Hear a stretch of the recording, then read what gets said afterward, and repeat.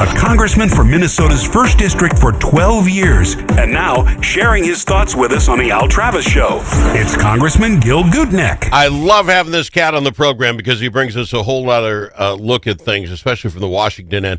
Congressman, how are you doing today, my friend? I can't complain, but thank you. Good. I'm happy to have you on. Little butt kissing to start. You, from the beginning of the government shutdown, kind of called how this was going to go. I think you might have been a little wrong on the duration. If I go back to 2-3 times you're on, I don't think any of us thought this was going to go 45 days. But you are completely right, and you wrote a great article about it. Winners and losers, how do you think the government shutdown worked it for who, and was it for, and who was against? Who won? First of all, the loser were the American people. I mean, Sure. Particularly, there were a whole lot of government employees, and frankly, sometimes we make fun of the bureaucracy and the bureaucrats and so forth. But the bottom line is that the overwhelming majority of people who work for us, the federal government, are very conscientious, good people.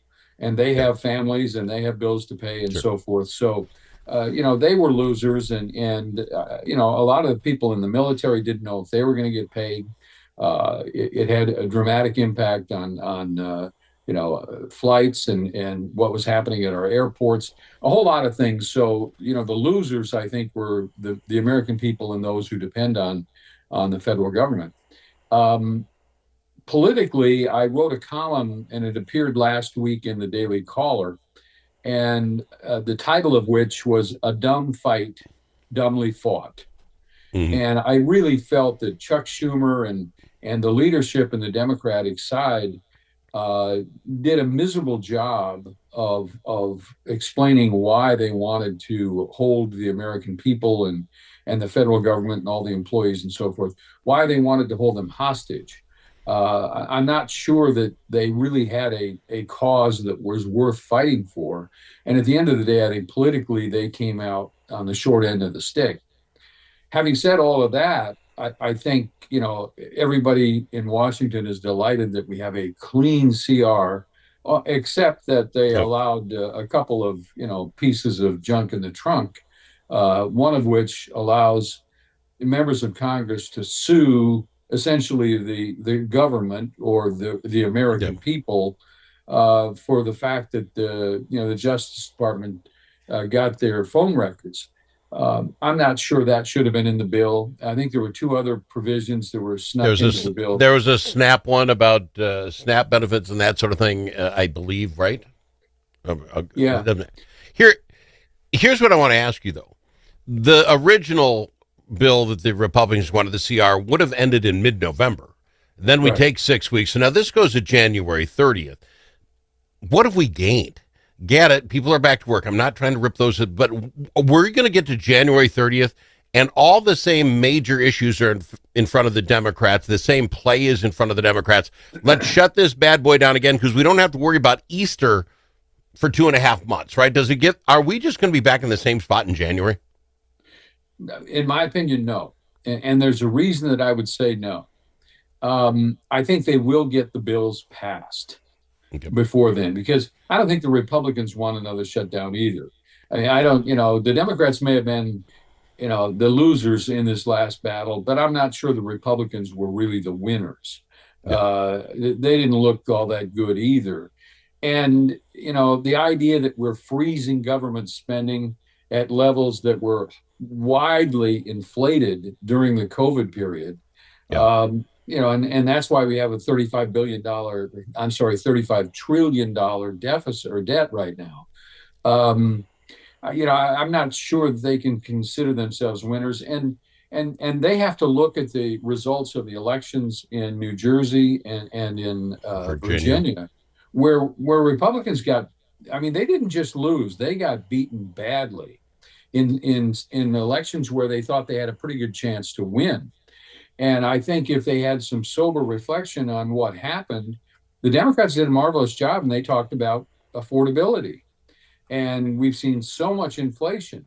I have to tell you, just in our own case, and I'm not complaining because of my pensions and Social Security and IRAs and 401ks, Mary and I are doing just fine. But I went to the grocery store the other day, And I like steak. I like a good steak. There in southern Oh, yeah. Minnesota, we know how to grow great beef. And so I went to the meat counter, and there was just a perfect steak there that was just the right size for Mary and I, just the two of us. And then I looked at the price, $34. $34. And it wasn't huge. I mean, it was, not that big. And so when we talk about the issue of affordability, the Republicans, I think, got caught flat-footed on that whole conversation.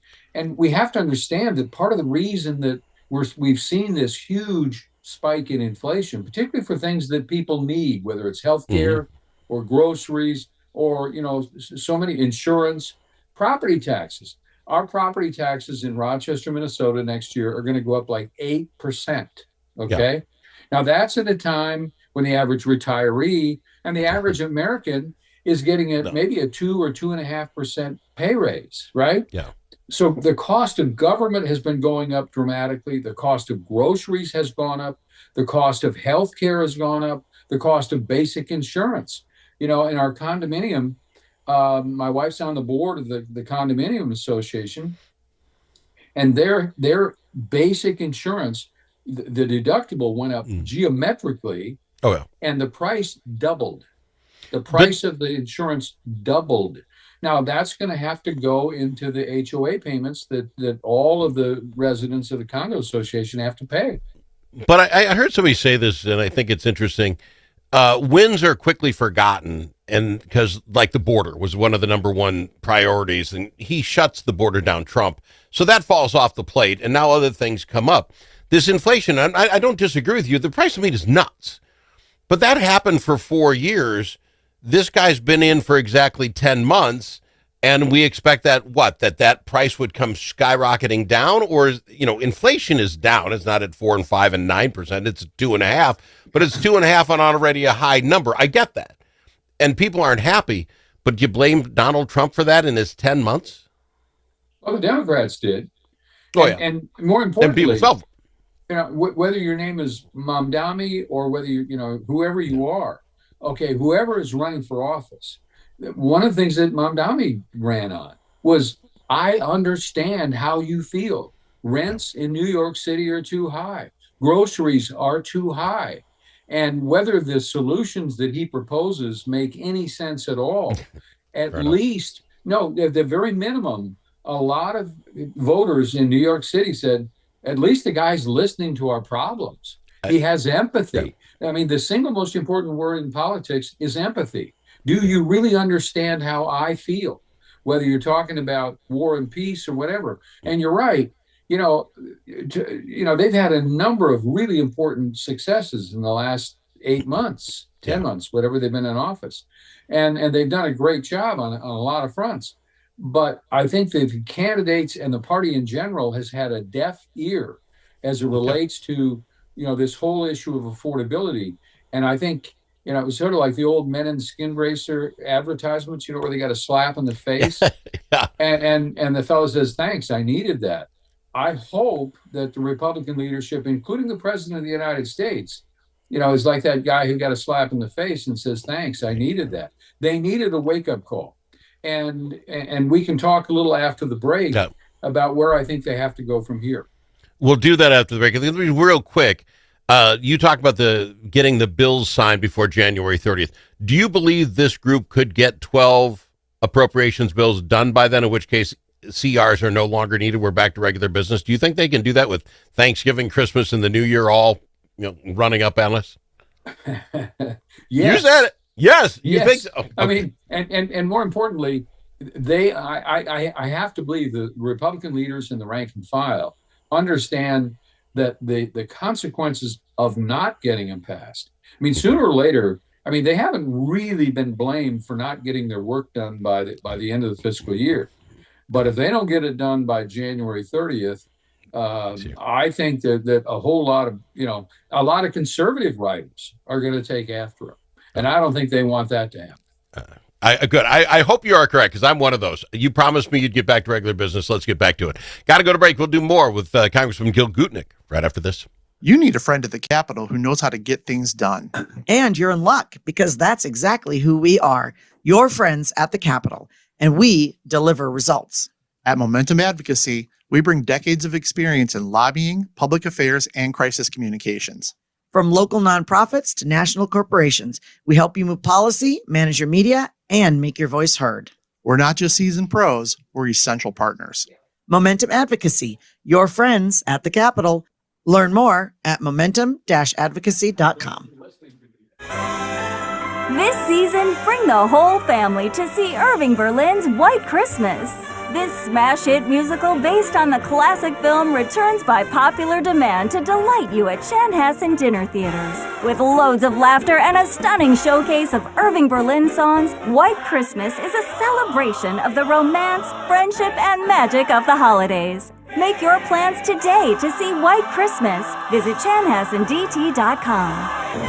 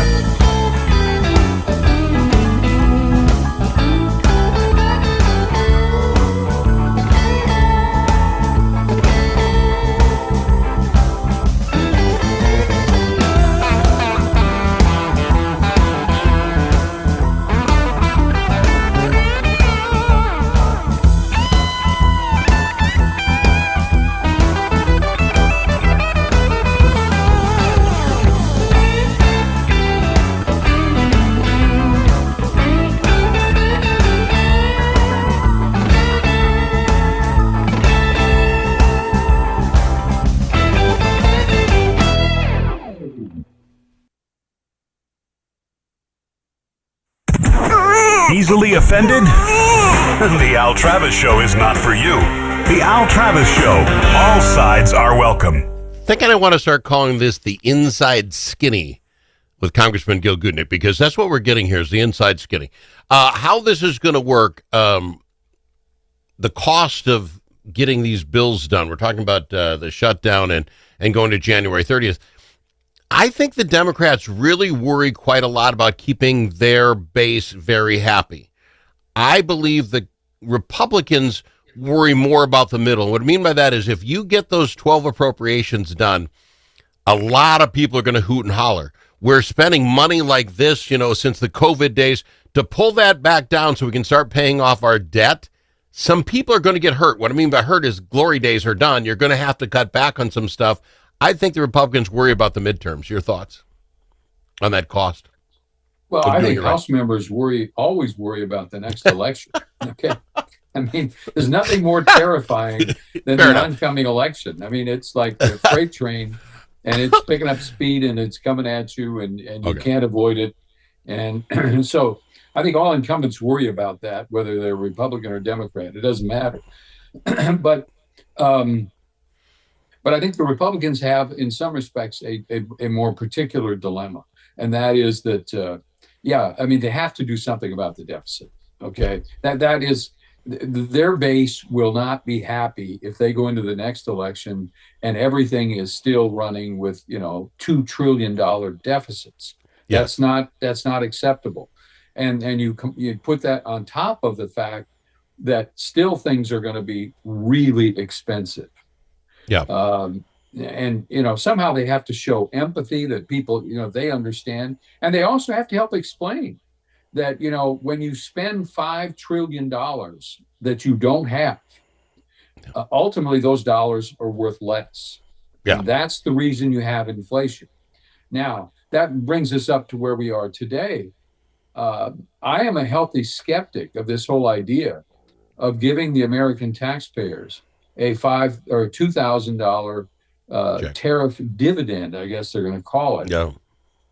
If the problem is that you've got too many dollars chasing the same number of goods and services that's causing the inflation, I'm not sure that giving Americans more of their money back is going to do anything to solve the inflation problem.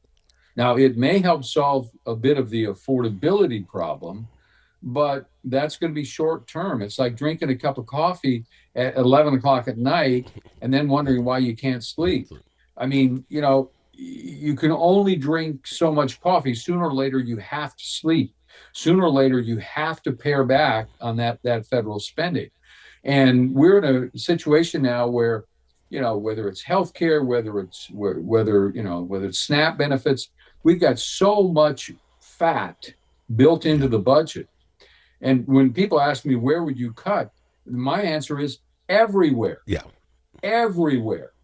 And whether we're talking about farm programs, whether we're talking, all of those things have to be slimmed down.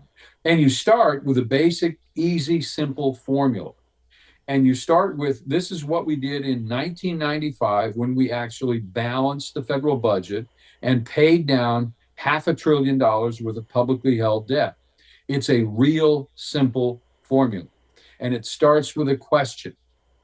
Is there any reason that the federal budget should grow at a faster rate than the average family budget? If you limit the growth in federal spending to less than the growth in the average family's budget, you will be amazed at how quickly, but that means all spending. Okay. Yep. So you start with this, saying this is how big the pie is going to be. And then we'll have a fight over how big a slice everybody gets. And maybe the military doesn't get as much as they want. Maybe, all these other programs don't get as much as they want. But at the end of the day, you begin that glide path. And more importantly, what you will do is set the country on pace so that you can get prolonged economic growth. Fair enough. I got to ask you one question with the last 2 minutes. The tariff deal, the Supreme Court's looking at it. Some people are taking that maybe the president doesn't have the authority to put tariffs on other countries. I don't recall ever reading a bill where Congress said, we're putting 20% on France and we're putting this. I mean, there's 197 countries, and I don't remember the Congress ever doing it. Is it not the president's job to do that? What am I missing? I was there 12 years, and I can't remember ever voting on a tariff bill. And here's the issue. I mean, ultimately, the Supreme Court has a dilemma. And on one hand, they would like to limit the power that this president has. And I think the Supreme Court, the Chief Justice, really does feel that way. You see that in some of his questioning and so forth. But at the other side of the coin is this. If the president of the United States can't, if he can't conduct negotiations over trade and tariff policy, who can? Is that going to be done by the Congress? Is it going to be done by the courts? I mean, so I think the Supreme Court sort of has a tiger by the tail, and there's not much they can do with this. So I think what they may do is, they'll try to find some. I think they'll try to find some medium ground that will say, from now on, the Congress should, authorize the president to have a certain amount of latitude in negotiating trade and tariff policy. But I don't even really know how they can do that. But I think the Supreme Court wants to weigh in on this, but I think they understand that they really can't. What Congress got to do, do your 12 appropriations bill and make one bill saying, by the way, we believe the president gets to do tariffs on other countries. It's part of foreign policy, and then get out of the way. And maybe within 90 days we have to okay it or something. I don't know, but I've never read anything where Congress has ever passed a tariff bill on anybody. I got to fly. I love having you on the show, sir. Thank you. Let's do it again. We will. He's Congressman Gil Gutknecht on the Al Travis Show.